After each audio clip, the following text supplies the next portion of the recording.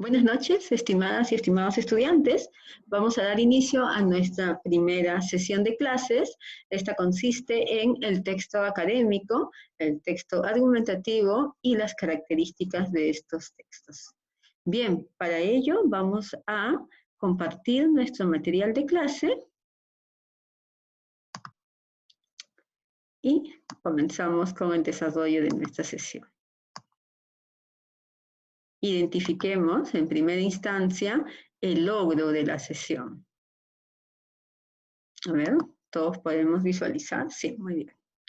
Al finalizar la sesión, el alumno reconoce las características del texto académico y las del texto argumentativo. Entonces, nosotros tenemos que terminar nuestra sesión de clases el día de hoy con este logro alcanzado. Bien, trabajemos en ello.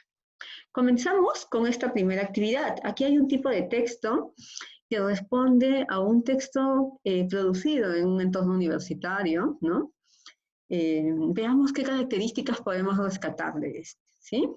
Vamos a comenzar a leer y luego vamos a discutir al respecto o vamos a reflexionar acerca de qué podemos decir de él, ¿ya? El Estado peruano debería legalizar la marihuana medicinal porque esta mejora la calidad de vida de quienes padecen diversas enfermedades. El término marihuana medicinal refiere al uso de la planta de marihuana sin procesar o de sus extractos básicos para tratar síntomas de enfermedades y otros trastornos. Cabe señalar que este uso no tiene un contenido muy bajo de tetrahidrocannabinol, entre paréntesis, THC, que es la sustancia que provoca reacciones psicotrópicas en el organismo. Diversos estudios científicos analizados a la marihuana han señalado que esta contiene sustancias químicas que pueden ser útiles para tratar una amplia variedad de enfermedades y síntomas. Una de estas son las cannabinoides, las que poseen propiedades antioxidantes, antiinflamatorias y relajantes, por lo que reducen diversos malestares como convulsiones, dolor y ansiedad. Al respecto, Juana Olazábal, directora del colectivo civil Purple Joy, quien padece epilepsia refractaria, señala que al colectivo que dirige cada vez se acercan más pacientes que padecen de otras enfermedades: Huntington, Parkinson, Alzheimer, necrosis múltiple, parálisis cerebral, entre otras, pues también han sentido una mejora en sus condiciones de salud con el uso medicado de esta sustancia. Por ello, es adecuada la aprobación de parte del Estado peruano de este proyecto de ley. Algunas características que resaltan en este texto, por ejemplo, pueden ser las formas de esta construcción, ¿no? El término marihuana, ¿no? O también el uso de las siglas, ¿no? Que son importantes, seguidas del nombre al que representan y con uso de paréntesis. También puede ser el hecho de presentar a alguien con nombre propio, su cargo y señalar algo al respecto de ¿no? Nombre de enfermedades, referencias específicas, ¿no?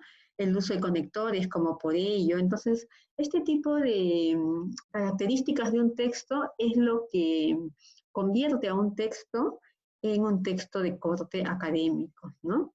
Tengamos en cuenta también que las ideas, conforme hemos ido leyendo, están debidamente conectadas, ¿no?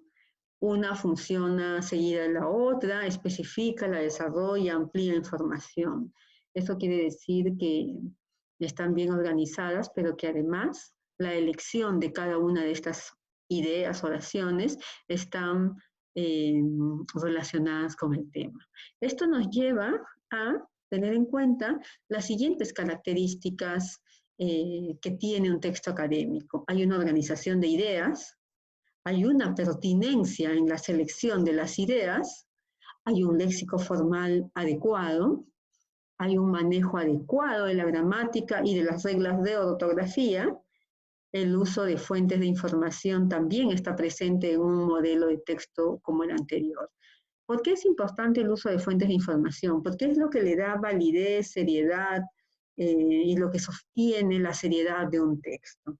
En ese sentido, siempre tenemos que buscar información para redactar de fuentes confiables, serias, producto de investigaciones, que recojan voces de especialistas. ¿Bien? Bien, esta es la primera parte que señala cuáles son las características de un texto académico. En un segundo momento, quiero discutir con ustedes o reflexionar sobre el término argumentar. Argumentación, argumentar. ¿Qué viene a ser la argumentación? ¿A qué nos referimos cuando pensamos en textos argumentativos? Cuando nosotros hablamos de argumentar, tenemos que tener presente lo siguiente.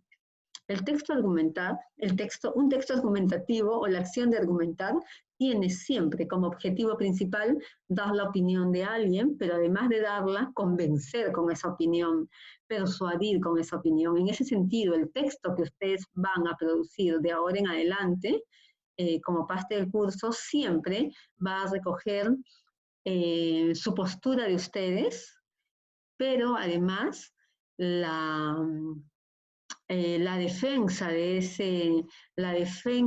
esa postura o de esa opinión con el objetivo de convencer al lector, ¿no?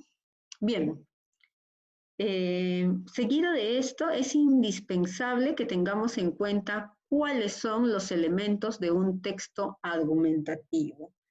Esto es importante conocerlo ahora y conocerlo hasta el día final del examen, hasta el día del examen final, ¿ya? O el último día de clases.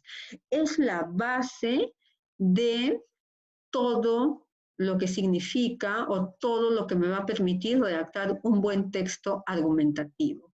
Yo tengo que identificar la controversia, porque solo en función de la controversia es que yo voy a tener una postura y todo lo que sigue. La controversia viene a ser la situación polémica, aquella que va a generar alguien que esté, un grupo de gente a favor y otro grupo de gente en contra. Un ejemplo de una situación controversial podría ser: ¿estás de acuerdo con la legalización del aborto? Ese es un ejemplo por excelencia de una controversia, ¿ya? El aborto y su legalización generan grupos a favor y en contra. Luego tenemos la tesis. La tesis responde a la postura que tú tengas sobre la controversia. Puede ser a favor o en contra. Luego tenemos el argumento, que es esa razón por la cual tú ofreces una postura a favor o en contra, ¿no? Si tú eliges estar a favor de la legalización del aborto, ¿por qué será? Probablemente puede ser porque piensas que se va a reducir el número de víctimas mortales. O si estás en contra, puede ser, uno de los argumentos usuales es porque se atenta contra el derecho a la vida, ¿no? Bien. La fundamentación será el por qué. Si yo pienso que, si estoy a favor de la legalización del aborto y pienso que esta medida va a reducir el número de víctimas mortales, tendría que sustentarlo en esta última parte, que es la fundamentación. Bien, aquí hay un pequeño ejercicio para cerrar esta primera parte, en la que consiste, en la que nosotros debemos ir identificando cuál corresponde a cuál. La controversia, en la medida en que presenta una situación controversial siempre y busca una postura, siempre va a estar con signos de interrogación. En ese sentido, podemos nosotros identificar esta pregunta como la controversia. La tesis es aquella que responde a esta postura. Probablemente la van a encontrar con estas formas: en mi opinión, yo pienso que, estoy de acuerdo con, ¿no? Entonces aquí ya tenemos identificada la controversia y la tesis. ¿Cuál será la razón? Es decir, el argumento, esta de aquí o esta de aquí. Yo creo que esta alternativa, ¿no? Porque señala por qué es que la postura es a favor de la prohibición de las corridas de toro, porque son peligrosos y ocasionan o pueden ocasionar accidentes y temor. Y la fundamentación de esta razón es esta de aquí, la experiencia de España y Colombia. Muy bien. Entonces, las respuestas que podemos plantear a este pequeño ejercicio es esta, ¿no? La controversia, la tesis, el argumento y la fundamentación. Estos 4 elementos siempre van a estar juntos, ¿no? Porque uno va vinculado al otro estrechamente. Bien, chicos, aquí vamos a hacer una pausa hasta el siguiente inicio del siguiente video. Muchas gracias por su atención. Les agradezco. y continuamos en un minutito más.